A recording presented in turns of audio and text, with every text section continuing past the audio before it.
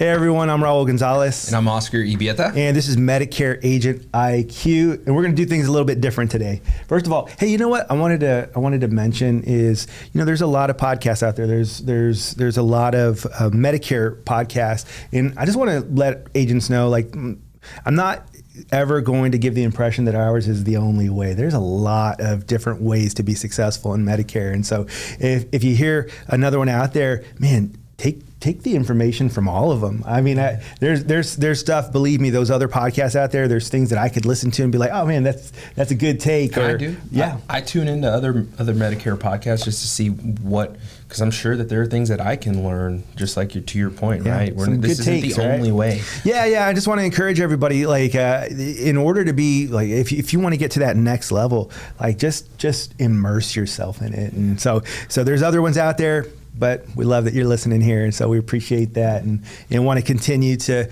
put out good content. Today's less about Medicare, I would say. It's more about mindset, and something that I really kind of want to help to tackle is something that I want to just kind of go back to I think about 1988. That's when I was I was about 9 years old, and I remember vividly the way that things were when I was a kid. I was told that I could be anything that I wanted to be. And so for a long time, I really believed that. And, back then they were like, man, even if you want to be president, you could be president if you want to be president, anything you want to be. And that's what we were told. Is that what you were told also? Absolutely. Same thing. Which, come to think about it, realistically, there's been how many presidents? 45. You're probably not going to be president.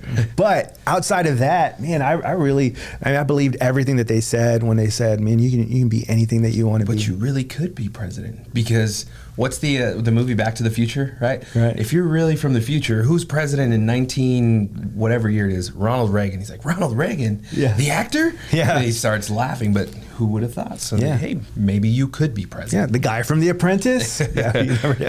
So, I think about those thoughts, and when you're a kid, you're left with these indelible marks, and it kind of shapes who you are. And so kind of in that same way, it really shaped my mindset. And so from a very young age, I just believed that the only thing holding myself back was me. Right. And I'll tell you, I want to give a little bit of background on myself real quick, because, we've never done, what we probably should one day do, this was my backstory. This is how became who we are. But when I was a kid, parents got divorced when I was 4 or 5 years old. And so for a lot of time was without a dad present, and probably from about 6 or 7 until I was about 13. We really didn't have a dad around. It was myself and my sister and my mom. She was a single mom, often working 2 jobs. So kind of in some ways was raised by the kids in the neighborhood. Yeah. And so the kids in the neighborhood, and then our teachers. And at the time, they were teaching us these things that said that you could be anything that you wanted to be. So I would say that I came from poverty. I tried to after high school, tried to do the college thing for a while, and was like, man, I don't know if I need it. It's I think I can make it anyway. And so I actually didn't finish. And so I tell people that for a couple reasons. I want to let people know that we were told that we could be anything we want to be. And I believed it, and a lot of people like yourself did. But there's a new generation that's coming out that's being told, man, you can't do it. You can't, no matter what, you can't make it just because of your circumstances. You can't overcome. And I'm here to tell you, I'm someone who's overcome, and you can. So I feel like that's a bit of a soapbox from where we're growing. But I think there's a point when you're a child, you're being told that you can be anything you want. You can be anything you want. And then I don't know if it happens in high school. I don't remember when that moment was for me, but there's a moment where you have that, let's be a little bit more realistic. Let's figure out what it is that you want to do. Do you want to be realistic about what it is that you want to be? If you're probably not going to be president, or you're not going to become an astronaut, or you're not going to be a doctor, or you're not going to be a lawyer, let's be realistic. What is it that you want to do? And it's why are they crushing that dream? Why do they limit us? Why are we being limited by whomever it may be? It's not necessarily your teachers. It could be other influences, other adult influences, or sometimes it's even friends. Right. It could be a negative influence from the kids from the neighborhood that you grew up with, who maybe just say, there's no way that you're ever going to do that. Look where we're at. Look where we're from. You're never going to be able to do those kinds of things. And you know what? Remove those people. I mean, if you got people that are trying to tell you that you're not going to be able to make it, you can't overcome, those are not people that are your cheerleaders, man. And I think about that because I know that we've heard people where they're like, man, like people like us, they can't make it. They can't do that. They can't make it, and it's just not true. Yeah. We really can do it. Don't limit yourself. There's not like this box that you live in. It's actually a lot bigger, and you just need to overcome that and not believe in it. So that's what we're talking about today, is kind of having there's a fixed mindset, and then of course a growth mindset, and where you want to fall into. And I'll tell you that the definition of a fixed mindset would be individuals with kind of like they kind of believe that they're limited to their abilities that they have, to their intelligence level, and they really can't make it outside of kind of who they're born as, right? And then you've got individuals who are, that's more of the growth mindset. They kind of believe that, hey, this isn't like kind of like what I'm talking about, and kind of the way that I grew up, that in abilities and intelligence can be developed just by putting in some effort and by putting in training and things like that. So a couple characteristics of the fixed mindset, kind of that first mindset, are kind of avoidance of challenges. Yeah. Other ones? Yeah, you don't fear failure. Right. You don't want to try things just be out of pure fear that you're going to fail. Right. And reluctant to exert effort. Yep. And being threatened by other people's success. And I think those, go ahead. Yeah. Jump in. No, I thought that I have, okay, so I have a 9-year-old son.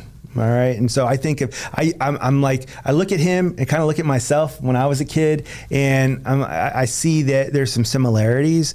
And I also see kind of some of that fixed mindset that people are born with. I think people are born that to feel like afraid to fail. Yeah. I feel like there's some of that. So I've told stories before where I've made my son do things he didn't think he could do because I knew he could do it. And we don't all have people to push us into that, but that's part of that fixed mindset that I'm trying to help break him of. I want to make sure that my son believes the same thing that I did. What's the story about you getting on the roof, right? You're afraid of heights. Right. I am too. You'll never find me on the roof of my house. But I think, didn't you do that? You got on the roof of your house to do something just to show your son, look, like I'm scared to get up on the roof, but I'm going to do this. I'm, kind of fear. It's just overcoming that thing there. Right? You know, it's funny, just real quick. So yes, I'm afraid of heights, but I remember when I was like 12 years old, it's a funny story. Well, not that funny, but real quick. When I was 12 years old, we were, me and a bunch of kids, I was in 6th grade. I remember it. We were jumping off the roof of a 1-story house. We were just like, and so all these kids were like, come on, just jump off the roof. And I was like, what? And they were like, yeah, just jump off the roof. It doesn't hurt as long as you roll. So I jump off the roof because I didn't want to be the only kid. And it does hurt, by the way. No, I did it too. You did it too? Yeah, I did. Why would you jump off the roof? And I rolled, and it does still hurt. So kids, if there's an 11 or 12-year-old, it does hurt to jump off the roof. Anyway, but yeah, so the story to that is that my son, I had to go and get the, off our 2-story home, I had to go and get the Christmas lights off the house, and I was like, oh man, I don't want to do it. And then my son kind of was like, that's okay, Dad, I'm afraid to be up there too. And I was like, wait, what? It's like, no, man, I'm going to get up there. And so I was like, I got my ladder out. I was like, son, this is what I want to show you. I can be afraid of something. This was about 5 years. He was like 4 at the time, 5. And I was like, I'm going to show you that it doesn't matter, son. I'm going to climb up. So I climbed up there. I even sent you a picture that day from it. I was like, look, I did it. I was like, because it's a big deal. I was afraid, but I wanted to teach him, like, man, we don't, like, it doesn't matter. Do not let fear stop you. Again, that's the fixed mindset. We got to overcome that fixed mindset. And I see that a lot from kids. And I know that it's just kind of, I feel like it's natural. Did you ever have any of that kind of?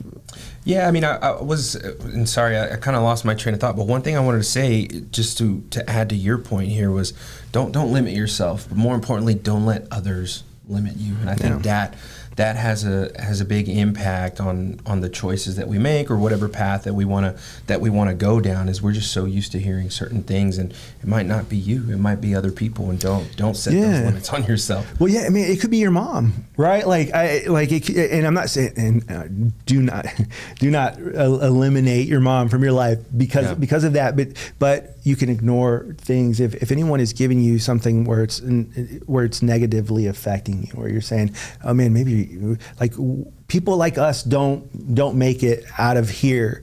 I'm like, no, we do, and I'm going to show you, and then that you can decide. Yes, I'm going to do it. Don't let anyone limit you. So, some other characteristics we talked about now of the growth mindset would be someone who embraces challenges. Right now, I'm going to jump out and take a new challenge. Persist in the face of setbacks. They view setbacks and failures as just part of the process, and that's what I always tell people. Like we fail sometimes here at work, and I'm like, man, you know, we're going to scratch this. And like, I'm not afraid to fail. I'm not afraid to just jump out there and make a big mistake. Honestly, like even this podcast, right? Like the idea of putting together and taking time that we could be out there growing our business and putting together this podcast, just kind of having a belief and saying, you know what, we're gonna jump into everything, and I'm not gonna be afraid. It could be that one day I'm like, oh, well, this didn't make sense after all, and stop it, because I'm not afraid to fail. So that's another one. See effort as a pathway to mastery, and here's what I mean by that. I know that if I put in the time, if I try to figure this out and I put in that effort, that I'm going to see success from it. A lot of famous people, a lot of very successful people have that mindset. I think of Kobe Bryant, right? Man, I talk about him a lot for being a Spurs fan, right?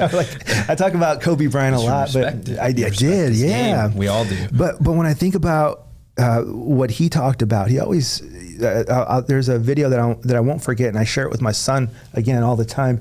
He talks about when he wanted to play basketball, that he would get there at he would wake up at 4 a.m. and be at the gym by 5 a.m., go and get a workout in, and then go home, feed his kids and take them to school, then be at practice with the rest of the team by 10, and then have another practice at 2. So everyone else is practicing at 10 and 2, but he's also practicing at 5 a.m. So if you add up all the extra hours that I put in, how many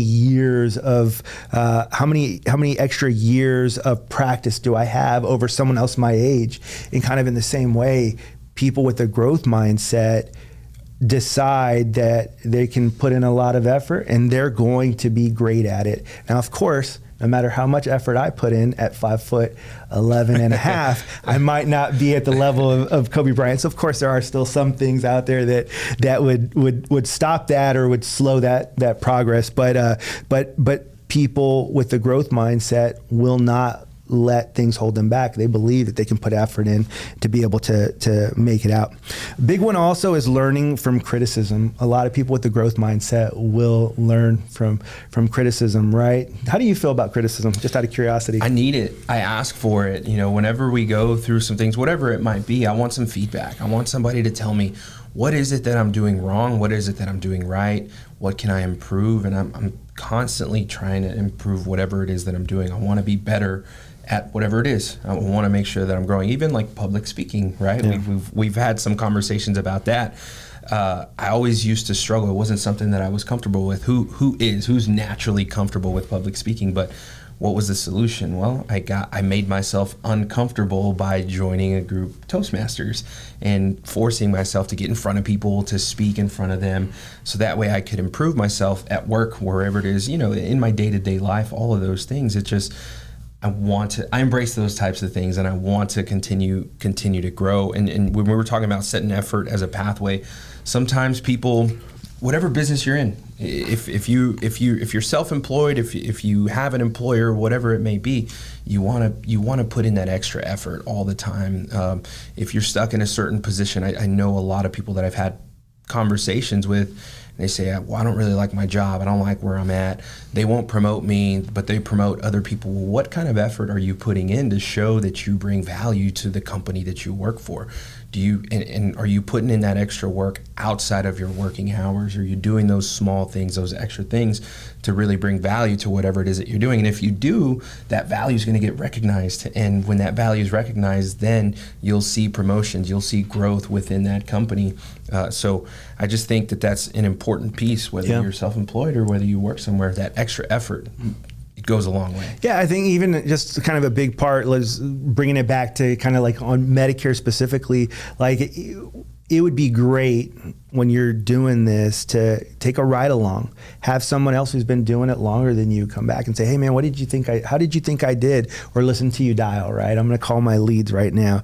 Hey, what kind of feedback could you give me? So we talk about also like a certain amount of having teachability, right? That's a big important thing. And at some point we'll have kind of a podcast on how to be more teachable and things like that. But a big part of that is learning from criticism and being able to take it. Man, there's a lot of people who can't take it, who don't take it well. And they'll be like, yeah, man, lay it on me. Tell me everything. And then you kind of softly tell them one thing and then they're like kind of pretty offended. Right. So you got to be able to take that, but that's part of being in that growth mindset is being able to do it. And I think another big one is being inspired by the success of others. And that's some people who are in a growth mindset tend to say, hey, look, this other person has done great, and think, man, I can do it. I kind of remember when I started playing guitar when I was 19 or 20 years old, and never had lessons. Decided, I was like, man, I want to learn how to play guitar. The reason I did is my brother-in-law learned how to play guitar, and I was like, oh man, that's pretty cool. Wait, he didn't have any lessons, he just learned how to play? And I was like, you know what? I can do that too. And so I did, and I learned how to play guitar.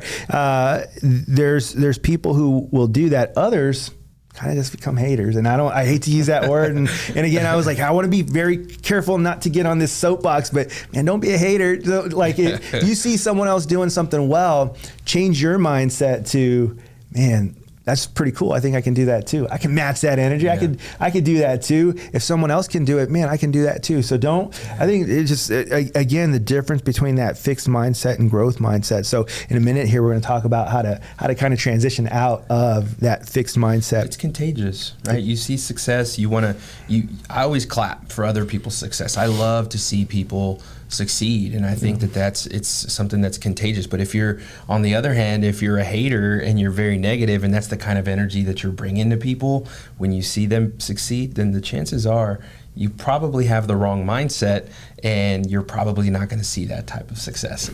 Yeah, man, I personally know an individual who has become very successful in a different industry that we're in. I've kind of observed how he's done things, and when I look at him and I see what he's done, we have different style, different approach to it all, and so we're not really like you and I. We're very similar in the way that we are. He's different style, and I've seen him from afar, and I'm like, man, that is so cool to see him make it. And I'm like, what could I take from him? What can I learn from his success that I could say, instead of having, some people will have that jealousy, right?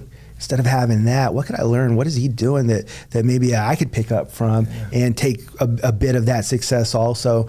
And we have to have that. That's part of that growth mindset, is saying, you know what, my feelings aren't hurt because someone else is successful. Congratulations, I'm gonna catch you, man. Let's do this. You know, that's where I'm thinking. And just going back to people who do Medicare, right? You see someone else that made that leaderboard for the last 4 months consistently, or is number one during AEP, and you look at them, you could do one of two things, right? You could be threatened by that and be like, man, or you'd be like, oh, well, he's just lucky, or he's probably cheating, or she is probably out there doing the wrong things. Or you could be inspired by it and say, hey, you know what? How do I get to that level? And then you know, people share. I'm gonna listen to 3 more podcasts. I'm gonna listen to everything. I'm gonna take all these ideas and make them my own, instead of just being like, oh man, it's not fair that this person made it and the other one. Yeah, well, we just had Ernest on recently, and he shared his success story and what he's done to be able to be consistently making the leaderboard.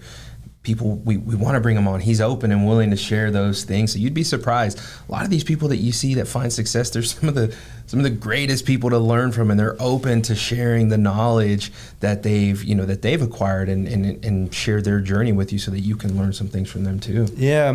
One of the things I want to talk about is kind of transitioning from that fixed mindset to the growth, and just want to let everybody know that it's never too late. I mean, you could be 60 years old and listening to this podcast and decide, you know what, I can change my mindset and get out of that fixed mindset, because you're putting limitations on yourself when you're in that fixed mindset. And you're saying, you've decided this is as far as I can go. Because I'll tell you what, man, regardless of your situation, regardless of where you're from, regardless of your background or race, creed, or color, or any of that, you can make it. It doesn't matter. And I'm just not going to allow anyone to tell me that this is as good as I can do. And I don't think any of us should. We should not just kind of settle for mediocrity. That's part of that shift. Let's transition out of it. It's not too late to change it. So just a couple of thoughts that I think is I want to have self-awareness and reflection. That's a big part of transitioning